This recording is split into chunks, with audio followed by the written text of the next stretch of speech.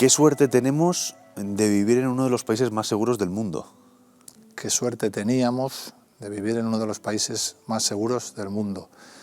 La suerte se acabó, ya no hay esa suerte, y no solo ahora ya no tenemos suerte, sino que tenemos mala suerte, porque no tenemos capacidad para revertir la nueva realidad criminal que azotó Europa desde hace 2 décadas más o menos, primero en Francia y en Suecia, en Bélgica, y que ahora está impactando en España. Ya no tenemos esa suerte, es mentira, eso ya es una historia de viejas, eso ya es un camelo para convencerte de que estás seguro, pero en realidad no te dan seguridad. El ciudadano cada vez más lo percibe porque sale a la calle, y lo que le cuentan en el telediario, las estadísticas que le nombran en el telediario, no van acordes con lo que él ve en su barrio. Él lo que ve claramente, sobre todo en las grandes urbes, sobre todo primero, como en todos los países anteriormente, en los barrios periféricos, es que el barrio en el que creció ya no es el barrio en el que vive, y tiene bastante miedo en que no vaya a ser el barrio, ni muchísimo menos, ni de cerca, en el que vayan a vivir sus hijos. No, ya no tenemos suerte. Y no todo el mundo se puede ir del barrio. No todo el mundo, además eso es una trampa mortal. La degradación del barrio es lo primero, es uno de los ítems que impide que tú puedas vender tu casa y irte a otro barrio, porque tu casa, precisamente por esa degradación está devaluada. Entonces acabas en una trampa mortal. No puedes irte, tienes que vivir allí. Los que dictan las normas, las leyes y los que crean las estrategias no viven en esos barrios y te dicen a través de la televisión constantemente que todo va bien. Pero en tu calle no va bien nada ya prácticamente, y el miedo por tus hijos crece y crece y crece, así que es una trampa, es cada vez más difícil salirse del barrio. ¿Qué ha pasado para que hayamos dejado de ser un país seguro? ¿Qué ha pasado? Pues hay varias razones. Hay una que es compartida con todos los países que han sufrido esto anteriormente, que es la inmigración, los procesos de inmigración ilegal desbordada, ¿vale? No la inmigración ilegal siquiera, podríamos aceptar ciertas tasas de inmigración porque somos un país de 44 millones de habitantes, sino los procesos de inmigración ilegal desbordada. Cualquier proceso de recepción de inmigrantes cuantitativamente relevante cambia dinámicas sociales. La comida, los restaurantes, la música que escuchan nuestros hijos. El reggaetón, por ejemplo, cambia dinámicas sociales. Cuando ese proceso viene de un continente, nosotros tuvimos la suerte de que la primera oleada era de nuestros hermanos hispanoamericanos, por eso no estamos como Francia o Suecia. Cuando ese proceso cuantitativamente relevante viene de un continente con el que no compartimos nada, ni idioma, ni religión, ni costumbres, ni el uso diario de la violencia, nada, ya no hay cambios en las dinámicas sociales, hay conflictos en las dinámicas sociales, se crean conflictos, hay un choque en las dinámicas sociales. Cuando ese proceso ya no es cuantitativamente relevante, sino que es un proceso desbordado, que es lo que está sucediendo ahora en España, ya no solo hay choques, se anulan dinámicas sociales del país de origen, se anulan para imponer dinámicas sociales del país del que llegan esta gente, que encima son estados todos fallidos, pero son los estados que ellos conocen y donde ellos saben medrar. En esos estados la violencia es un elemento básico para medrar en la escala social. Saben utilizarla. Esto es la definición de una zona no-go. Es una zona donde los agentes habituales de autoridad occidentales, policía y jueces, han sido eliminados. Y hay una nueva autoridad en forma de banda criminal que anula dinámicas sociales de origen e impone las dinámicas sociales de sus países. ¿Estamos importando, por tanto, tipos de violencia de los que no somos capaces de imaginar? Sí, efectivamente, la violencia ha escalado a un nivel que un europeo medio hace 30, 40 años jamás imaginaría. Que un habitante del París de Aznavour, de la Bohemia de Aznavour, jamás imaginaría. Porque vienen de zonas donde la violencia tiene un uso diario, donde la violencia dirime casi todos los conflictos. Nuestra civilización, la civilización occidental, que tiene 3 pilares, Grecia, Roma y el cristianismo. Roma es básica, porque el derecho romano, que es la primera asignatura que se estudia en la Facultad de Derecho, hace que dirimamos los conflictos de manera diferente. Somos la civilización más avanzada que ha conocido la humanidad, de eso yo creo que hay poca duda. Entonces, Cuando te viene gente de sitios que no comparte eso con nosotros, tienes un problema. Cuando te viene mucha gente, porque un inmigrante ilegal no es un delincuente per se, ¿por qué va a ser un delincuente? Pero si de repente empiezan a llegar miles y miles y miles, hay muchas más posibilidades de que las tornas cambien. Hay muchas más posibilidades de que el terrorismo yihadista penetre de una manera mucho más fácil, muchas más posibilidades de que se creen bandas criminales con métodos a las que no estamos acostumbrados, no eran propios de nuestra cultura, y eso ya está en las calles de París, en las calles de Estocolmo, en las calles de Barcelona y dentro de nada en las calles de Madrid. No es una cuestión de raza, no es una cuestión de nacionalidad, la discusión de la nacionalidad se pierde en apenas 2 décadas, dentro de nada serán todos de segunda o tercera generación, por lo tanto españoles, o serán nacionalizados, es una cuestión de origen y cultura. El chico que nos elimina del Mundial nació en Getafe, pero juega con Marruecos porque se ha cansado de decir que es su origen, que él se siente marroquí. Es una cuestión de origen y cultura. Él se siente marroquí y prefiere jugar con Marruecos. El Morat, este rapero que detenemos cada 2 por 3 en Barcelona, nació en Barcelona pero se siente marroquí, lo ha repetido miles de veces. De la misma manera que los Latin Kings se llaman Latin King, pero yo no puedo decir que el origen y la cultura son 2 ítems fundamentales en criminología. A pesar de que ellos mismos lo reconocen, yo no puedo decirlo, porque entonces soy un racista y un xenófobo. ¿Se veía venir todo esto? ¿Pierre lo vio venir, aquel viejo policía francés? Pierre, mi amigo Pierre, lo vio claramente venir. Cualquier policía operativo hoy en España que trabaje en la calle es Pierre. Cualquiera. Cualquier policía que traigas a este sillón, cualquiera, operativo, no te hablo de un mando de los que escogen los diferentes gobiernos. Cualquier policía operativo que trabaje en la calle y traigas a este sillón te va a contar lo mismo que yo, porque es lo que hay, no te puede contar otra cosa. Desde hace años que se veía venir. Pero el asumirlo tiene un coste político. Y los políticos nunca quieren asumir coste, porque el coste supone votos, pérdida de sillones, pérdida de escaños, pérdida de agencia de colocación, que es lo que se ha convertido hoy la política. Entonces, van a hacer lo mismo que hicieron en Francia y lo mismo que hicieron en Suecia. Negarlo hasta el final, decirte que todo va bien, decirte que está todo en tu imaginación, darte números para que creas que somos el país más seguro del mundo, como hemos empezado esa entrevista, hasta el final, porque no quieren asumir ningún coste. Solo cuando todo estalle, solo cuando la gente ya casi no pueda salir ni a la calle en ciertos barrios, como pasa en París, habrá una reacción. Y es triste, porque para entonces ya habrá muchos asesinados de bandas, de no bandas, muchas violaciones. Francia tiene hoy 64 violaciones diarias. No deberíamos tener que llegar ahí para reaccionar. ¿Vamos a llegar a un momento en el que la seguridad va a ser un lujo al alcance de muy pocos? Sí, sí. Y además que estamos ya muy cerquita de ese momento. Parecía muy alejado en la década de los 90, pero estamos ya muy cerquita de ese momento. Al final, sí que es verdad que va a afectar a prácticamente todo el mundo, excepto a la clase dirigente que tenga escoltas, seguridad privada en su casa y demás. Pero incluso en los barrios que hoy consideraríamos de más alto nivel económico o donde hay menos delincuencia en la actualidad, París se transformó así. Empezó con un barrio periférico, siguió uno detrás de otro, acordonaron París como en un sitio militar. Y una vez acordonado, ¿dónde fueron a robar? Al centro. A lo que hoy sería en Madrid la Milla de Oro, pues allí fueron a robar. Al final acabará sintiéndolo todo el mundo, excepto los dirigentes porque tienen escolta, pero el resto acabaremos sintiéndolo todos. Los procesos de tecnificación, que es otra de los grandes retos de la nueva delincuencia, ya no derivado de la inmigración ilegal desbordada, sino de delincuencia autóctona tecnificada, tampoco lo sabemos contrarrestar. Es decir, el kinky de los 80, que salía del barrio, el vaquilla, era un tío que robaba con un cuchillo una farmacia y que era detenido a las 48 horas porque todo el mundo sabía quién era. Ese kinky de barrio hoy es un alunicero. Roba Porsches Cayenne. Tiene métodos tecnificados. Si es butronero, utiliza lanzas térmicas. No tiene nada que ver con el vaquilla y con el torete. Absolutamente nada que ver.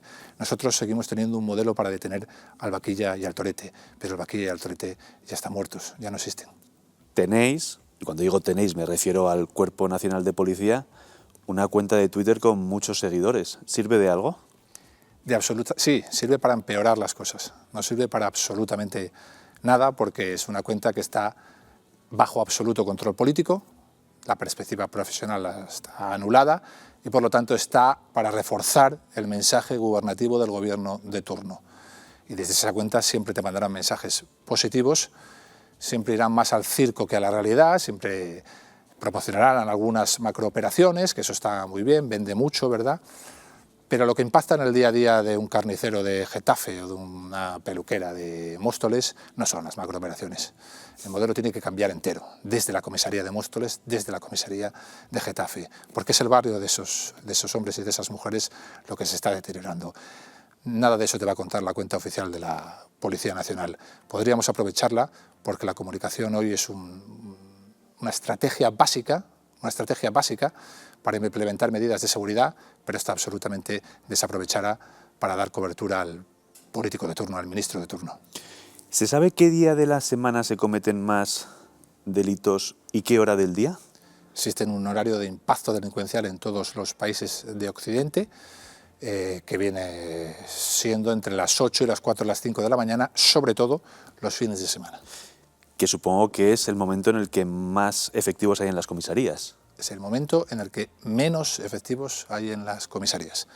Un sábado de noche en una comisaría media de Madrid, coge Fuenlabrada, Móstoles, la que sea, 200.000 habitantes más o menos, con 400 funcionarios de catálogo, de plantilla, un sábado de noche podrás encontrar a 10, 15 policías protegiendo a tus hijos, a tus hijas, a la ciudadanía y al vecindario. 4 o 5 zetas, radiopatrullas, alguien en la sala operativa y 2 o 3 en seguridad y en la oficina de denuncias. Eso es lo que te encontrarás en el horario de mayor impacto delincuencial, un sábado de noche.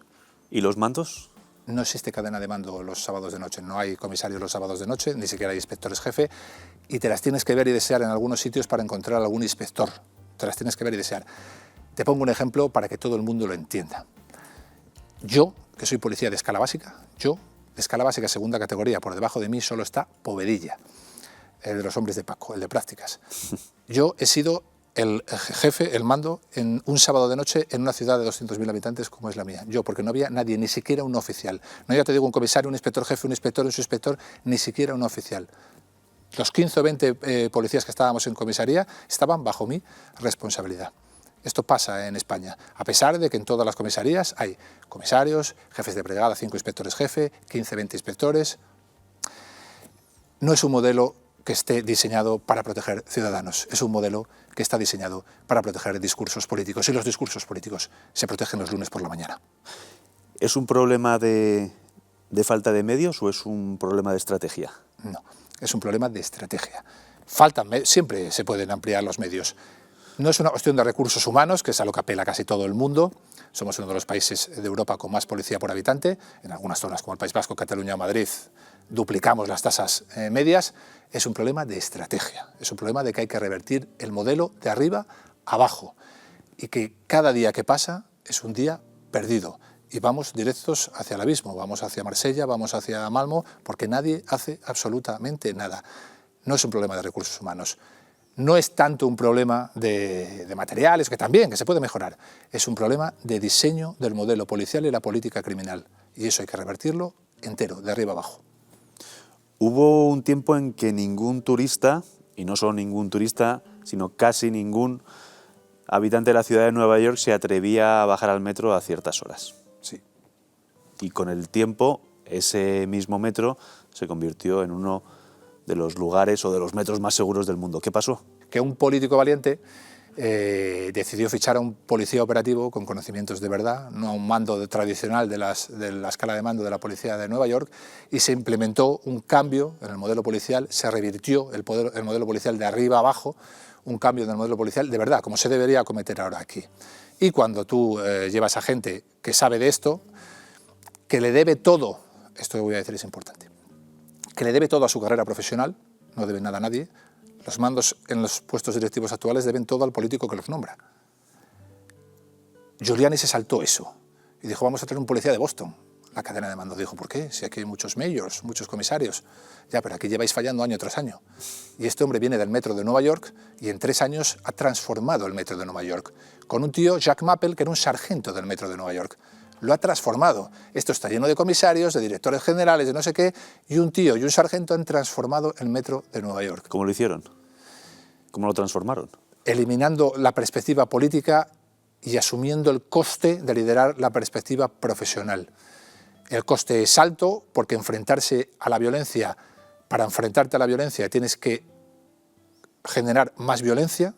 Algunos se cree que a la violencia uno se enfrenta con políticas sociales o con palabrería, pero no. Cuando tienes bandas criminales, tienes que ser duro con las bandas criminales. Tienes que asumir que va a haber tiroteos con las bandas criminales. Tienes que asumir que probablemente muera gente. Ojalá sean siempre los criminales. Y que después de un criminal muerto, en París, en donde sea, vas a tener disturbios en las calles. Tienes que asumir eso. Tienes que ser valiente. Priorizar la perspectiva profesional. Poner a los policías a resolver problemas y no hacer números. Bratton lo explicaba de una manera. Con el mosquito Anófeles y la malaria en África, en las lagunas bueno, había un problema muy grande, moría mucha gente con el mosquito, con la picadura del mosquito, y lo único que hacían era lo que hacemos aquí en nuestro modelo policial, que era matar mosquitos de muchas maneras, inventarse métodos para matar muchos mosquitos, hasta que alguien llegó y dijo, esto no para nunca, esto no frena nunca, ¿qué hacemos? ¿De dónde vienen los mosquitos? Los mosquitos vienen de los lagos, de las lagunas, ¿por qué no drenamos? Y así evitamos que sigan naciendo más mosquitos. Pues en el modelo policial es exactamente igual.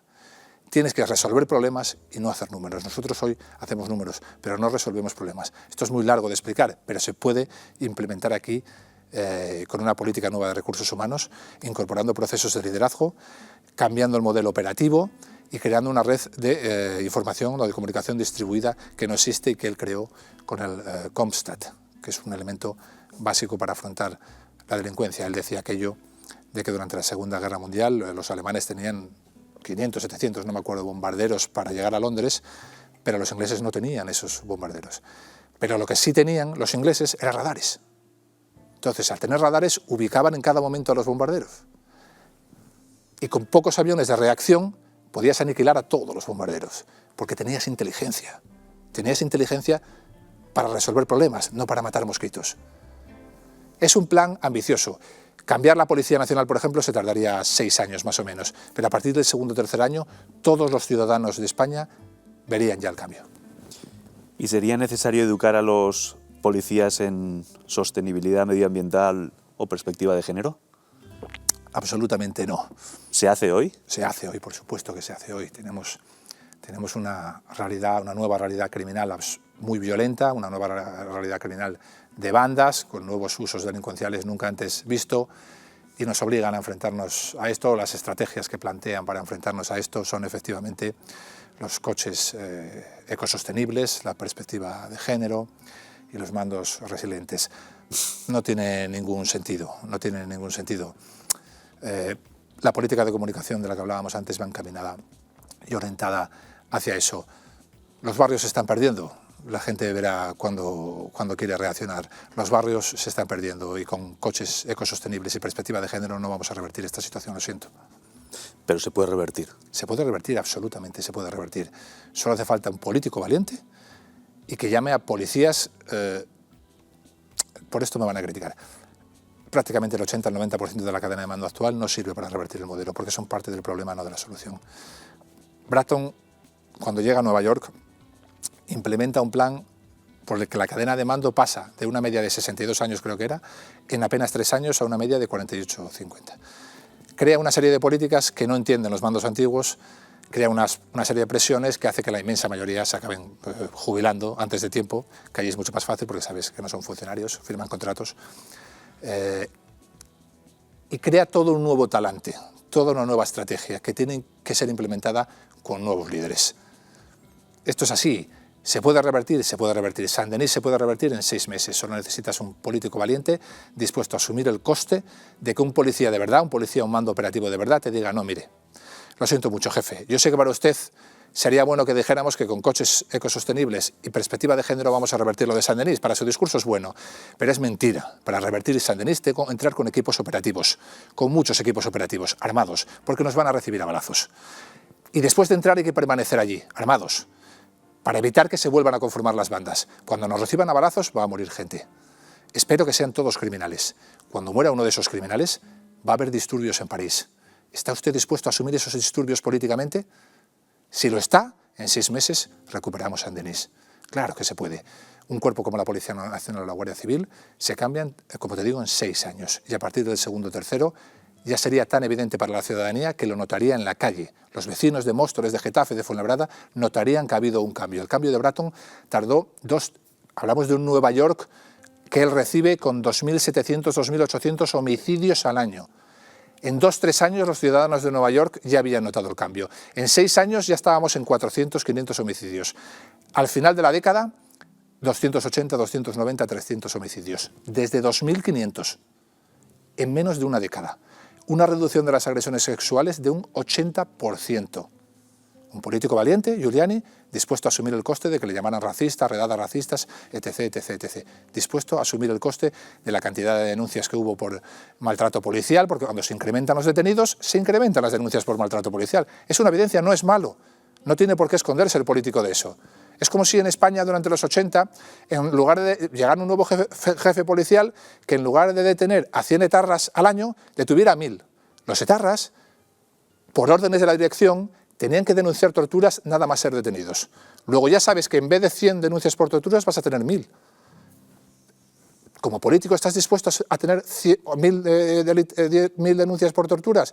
Si lo estás, vamos a vencer antes a ETA. Para enfrentarse a esta nueva realidad delincuencial, ¿la policía se va a bastar a sí misma o va a necesitar de la ayuda del ejército? En algunos países. Si empezáramos hoy el plan, si hoy saliéramos tú y yo de aquí y nos estuviera esperando ahí un ministro y nos dijera ¿qué hacemos para revertir esto? Y yo le dijera a partir de hoy empieza un nuevo plan, no necesitaríamos el ejército. Si lo dejamos pasar 6, 7, 8 años, ya estaríamos en la situación de París y ya sí, como sabes, París tiene al ejército desplegado de manera permanente en las calles de París, sobre todo en los sitios turísticos. Si vas hoy a la Torre Eiffel es casi imposible no ver un militar. Así que en el momento, si empezamos hoy, no tiene vista esto de que vaya a ser así. Si empezamos hoy, no haría falta el ejército. Si lo dejamos pasar unos años, es casi muy probable que sí.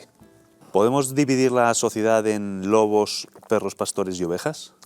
Es una división mítica del mundo policial y sí, la podemos dividir. Es una división para contar algo de una perspectiva un poco absurda o puede sonar absurda, pero en realidad sí, en realidad tiene mucho pozo de fondo. En la sociedad la inmensa mayoría de las personas no tienen capacidad para la violencia, no tienen experiencia de combate, no tienen herramientas de combate. Esos son las ovejas, esos son lo que se denominan las ovejas, porque son presas fáciles. Y eso es normal, un carnicero, un peluquero, una profesora de universidad no tiene por qué tener esas herramientas. Luego hay otro tipo de personas que sí tiene capacidad para el combate y herramientas para la violencia, y además decide utilizarlas.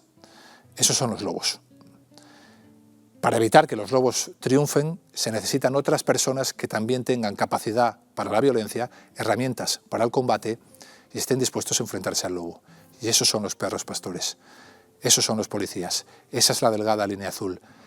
Y la delgada línea azul, con la delgada línea azul nos enfrentamos a un problema. No existen escenarios intermedios entre el orden y el caos. Una vez superada la barrera de orden, una vez superada la delgada línea azul, solo hay caos.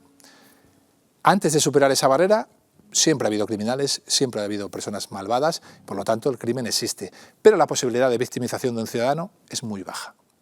Una vez superada esa barrera, una vez que la policía pierde la autoridad en el barrio, ya las posibilidades de victimización son exponencialmente mayores, en cualquier momento, en cualquier lugar. Pueden atracarte, pueden violar a tu hija, ya se acabó el orden y ya impera el caos. Los perros pastores son los únicos capaces de hacer que no lleguemos a esa situación o de revertir una vez llegada a esa situación. Si no nos dotan de autoridad, si no nos permiten ejercer la autoridad, tenemos un problema. Y la gente debe saber que para ejercer esa autoridad tenemos que utilizar la violencia, porque la autoridad no se negocia. El que la negocia va a perder la ciudad. La autoridad es autoridad porque se impone. Si no se impone, no es autoridad.